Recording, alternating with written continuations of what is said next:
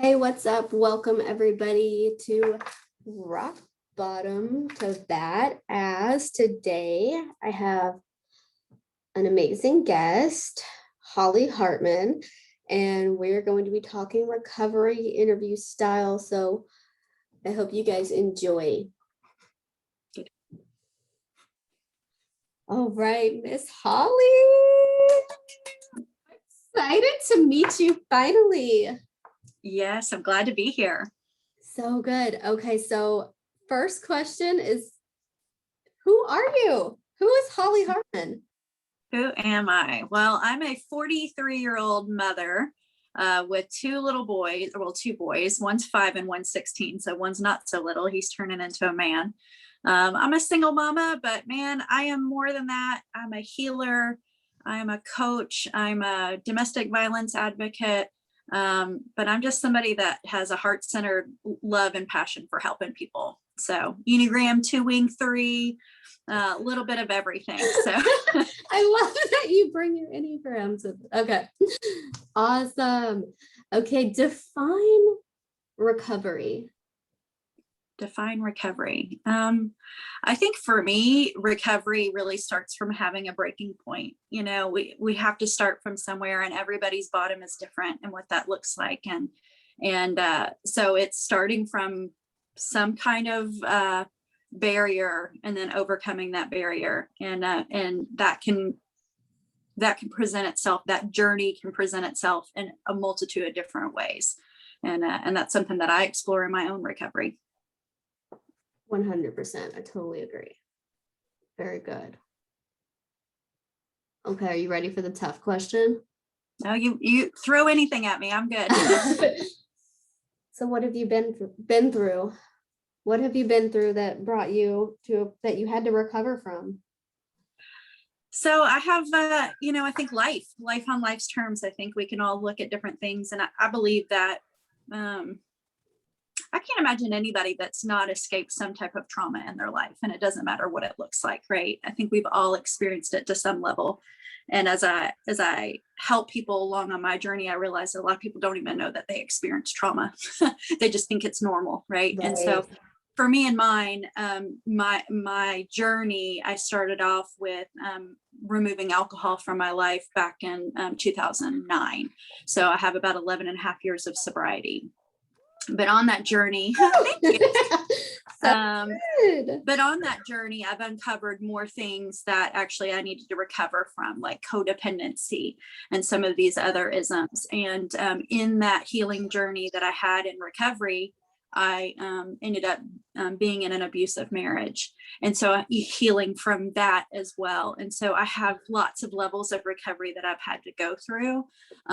First, I got rid of alcohol, and then I had the codependency to deal with, and then recovery after an abusive relationship, and more in the covert sense, emotional, mental, psychological, financial abuse. And so that's been my most recent recovery journey, and where I help a lot of women. Good for you. That is phenomenal. So tell everybody, how did being in an abusive relationship, addictions, and all these things that you've been through, how did it affect you as a person? I guess the way I look at it is I think that everything happens for a reason. Some people believe that, some people don't. And I've heard people ask me, like, would you change it? And I wouldn't, because today I'm the best version of myself I've ever been. And I don't know if I would have gotten to this place if I didn't go through what I went through to then look for these tools to become who I am today. And so ask me the question again, because I don't know if I answered that. Just like, how did it affect you? So that can be in both the negative and positive ways. And you definitely answered like how it had a positive outcome. What did it? Yeah, the positive outcome, your psyche, to your spirit. Yeah, that I have uncovered and discovered who I was supposed to be before I was stepped on. I'm in another recovery program called 12-Step Spiritual Recovery, and it's recovery for all. And what we talk about is getting back to that child before they were stepped on, getting back to that soul spirit of who we were supposed to be. And I would not have gotten to that place, or, you know, I'm still on a journey, obviously. I wouldn't have gotten to that place or tried to look for that if I wasn't broken beforehand. So to me, it's helped. But, you know, along the way, it's affected my children. So that's a negative effect, you know, that like being in an abusive marriage and then them having to recover from what that looks like. You know, I wouldn't have signed up for that, but Right. I also have learned and grown so much from it. Awesome. So I've heard the word spiritual pop up in there in your story several times. So that's my next question was, talk about that spiritual part of your recovery. What does that look like for you? Well, that's the big shift for me. I think in order to really in order to recover, because before my recovery, it was all about me trying to fix, manage, control.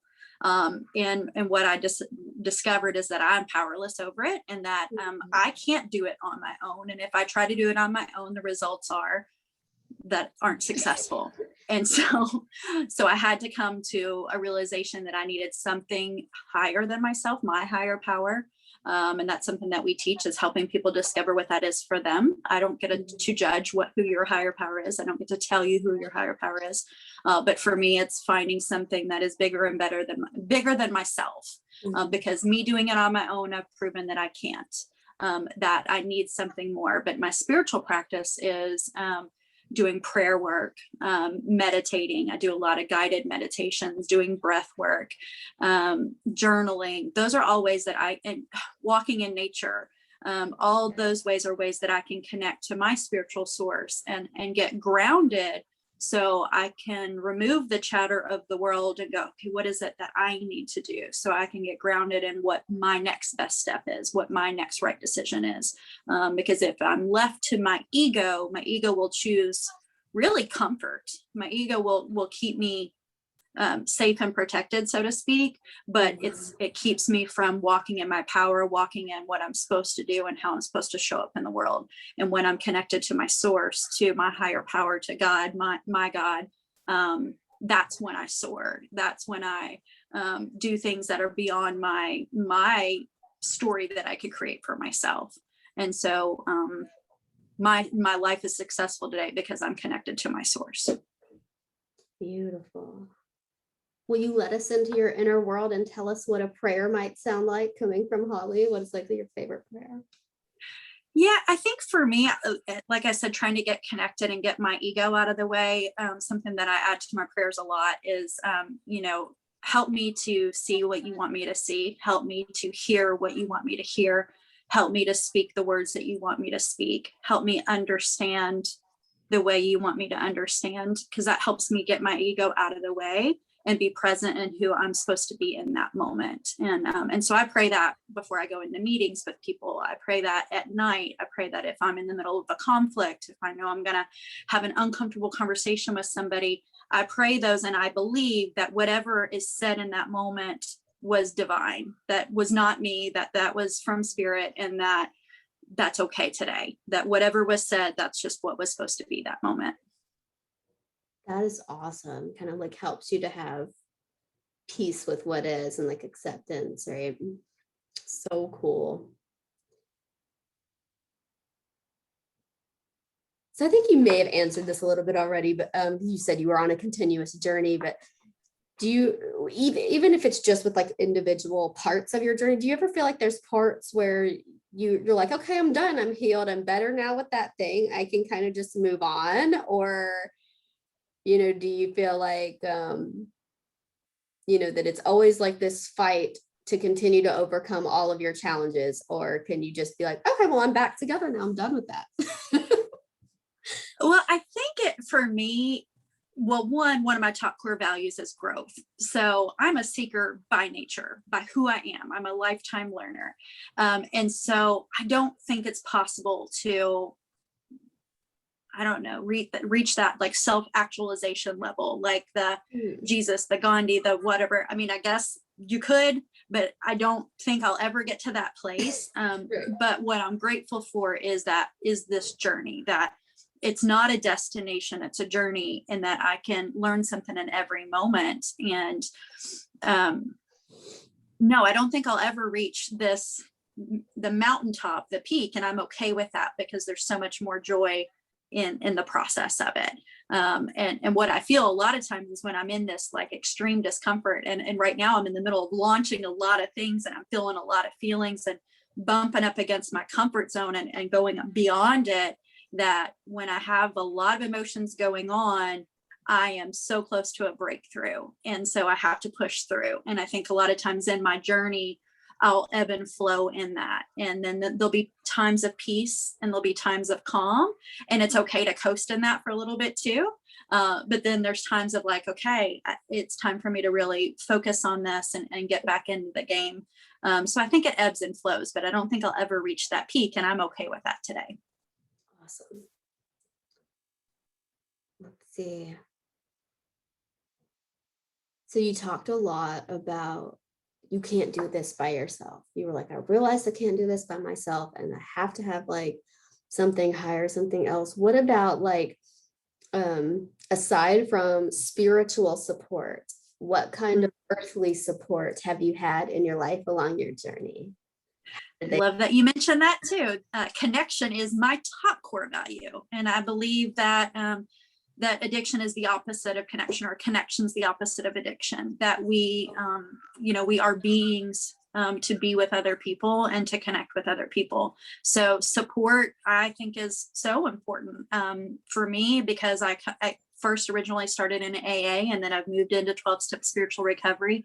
That sponsorship is really important, or having a coach or somebody that you can connect to, that you can build a relationship with, and share those things that you probably wouldn't share with anybody else, because if we're as sick as our secrets, if we keep those in and we keep those hidden, it holds us back from moving forward and releasing that, because we're not meant to just carry that load. But then also being a part of support groups. I host and facilitate support groups. I've got a recovery retreat I'm leading next weekend, and seeing these beautiful women grow through connection. I don't think we're meant to do this alone. 100%. That is awesome. I love that you mentioned the addiction being the opposite of connection. And I totally believe that, and in my own journey have used that. And I think the other spiritual root that I discovered was self-worth.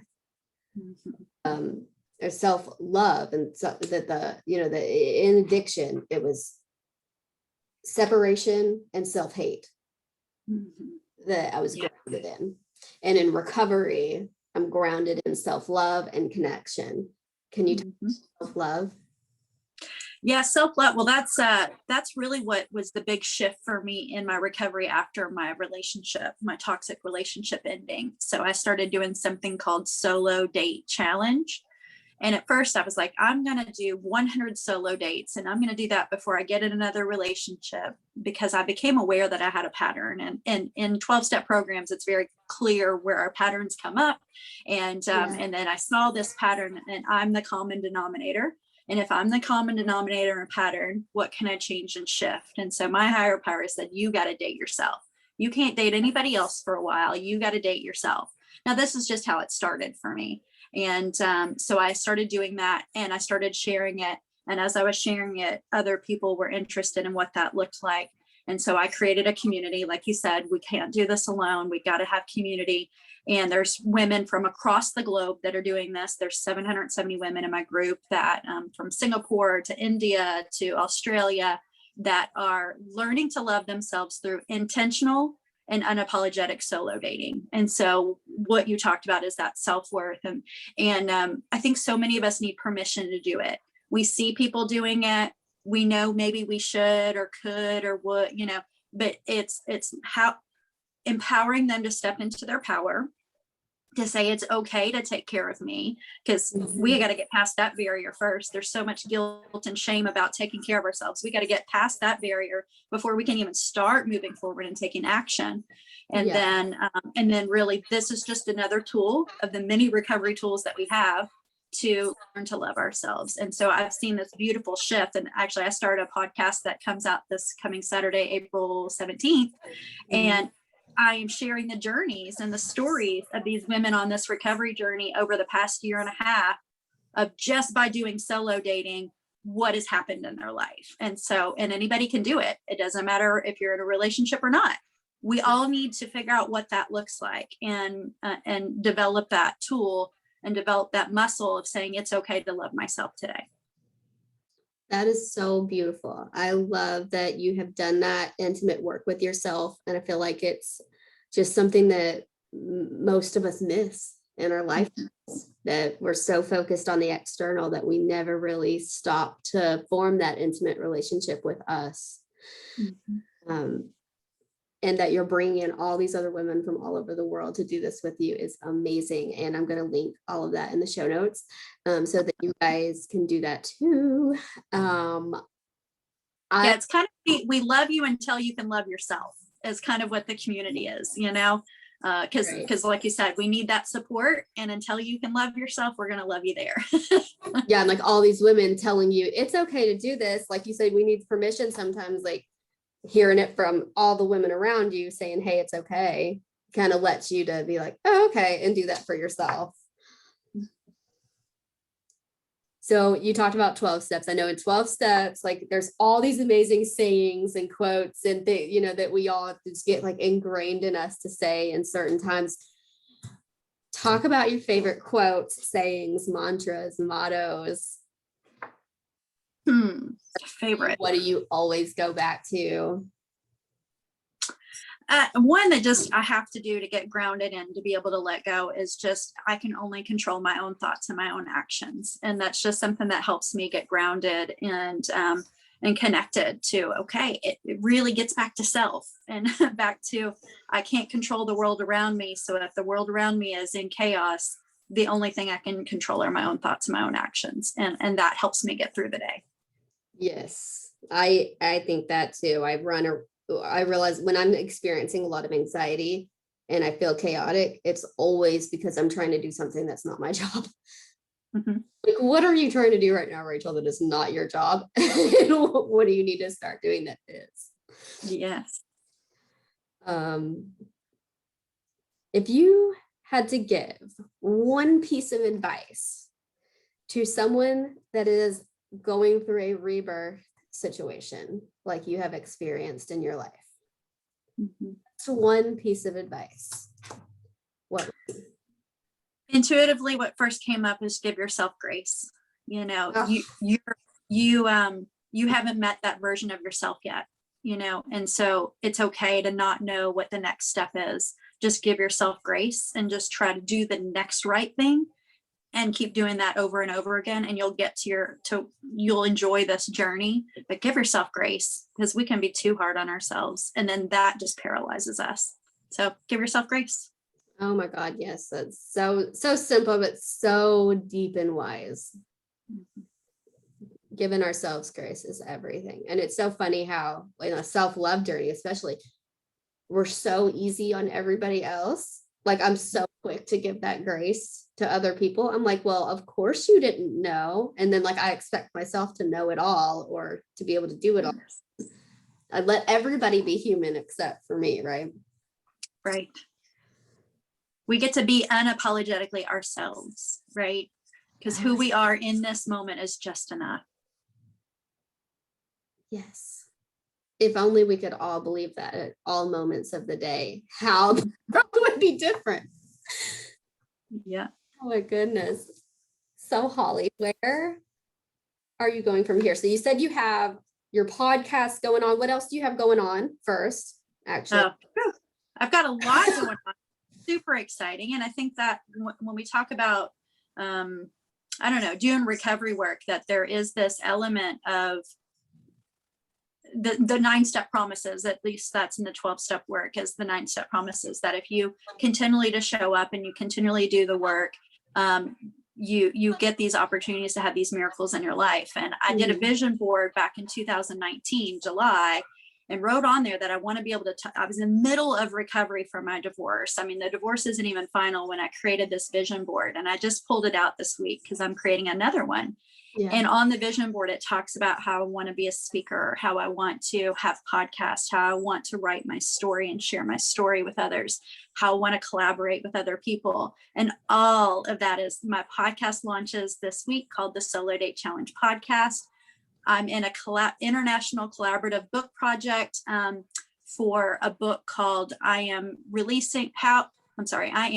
How to Release the Shame After Narcissistic Abuse and Experiencing Wealth Beyond Numbers. It's overcoming financial abuse after narcissistic abuse. And so that launches next week. I'm a keynote speaker at a women's empowerment conference next month. And so all of these beautiful miracles are happening. And I did set the intention. There isn't this thing of, okay, I'm just going to will it to be there. You know, we do need to take action. There are actions we have to take. We can't just have a vision and go, poof, God, you know, do it. I mean, he's like, I'm going to give it to you, but you got to pick up the shovel. And so that's what I've been doing. I've been picking up the shovel. I've been doing the next right thing. And because of that, these beautiful miracles are happening. And what I love is it's not about me. It's the ripple effect of how it's going to help others. It's all, for me, my whole core being is helping people break toxic cycles, whatever that looks like. And I know that I'm living, my pain is now my purpose. I'm living out what I'm supposed to be doing. And that's why I believe that my journey was what it was supposed to be, because I wouldn't have this opportunity to help and impact so many other women's lives if I didn't experience it myself. And I'm okay with that today. Right. So where can everybody find you? If you look me up on solodatechallenge.com, you'll find all my social media connections. You'll find information about the podcast. You'll find out information about the book. And if you want to friend me on Facebook, I love more friends, like-minded people that are on a health journey, that we want to grow and be the best version of ourselves. Please sign up. Please connect me, because I would love to connect with you. Okay, awesome. And let me see what is last here. We've got, where are you going from here? What's next for you on your healing journey, on your professional journey, all of that? Yeah, I think the way I look at it right now is I feel like I'm standing on the side of a cliff, and I've got this jetpack on, or this these wings on, and God's saying, jump, I've got you, and you're going to soar. So where's my next step? I don't know. I know I'm in the middle of a lot of beautiful things. But I will say, one day I want to be on the stage with Brené Brown and Oprah. Oh, can I come too? Because please, we could throw in Rachel Hollis, and then it would be like my dream come true. Absolutely. I just want to share my journey with others to help them. I just want that ripple effect, and that's it. So that's where I'm going. I'm going to soar. And you all are welcome to join me on the journey. Yes, I'll come fly with you. Well, thank you so much for being on the show. You're my first interview of this whole series that I'm doing on people's recovery journeys. And so I'm just so excited and grateful that you were here today. Absolutely. Thank you for having me. I appreciate it. And good luck on your journey. Thank you. I'm going to grab all the links from you if you want to send everything to my Facebook Messenger, and I'll make sure that all the people can come and find you. Thank you so much. Well, I hope you have an awesome day. You too. Any final words, anything that we left unsaid? Just be unapologetically you. And that is who you're supposed to be, and you're worth it. 100%. Thank you so much.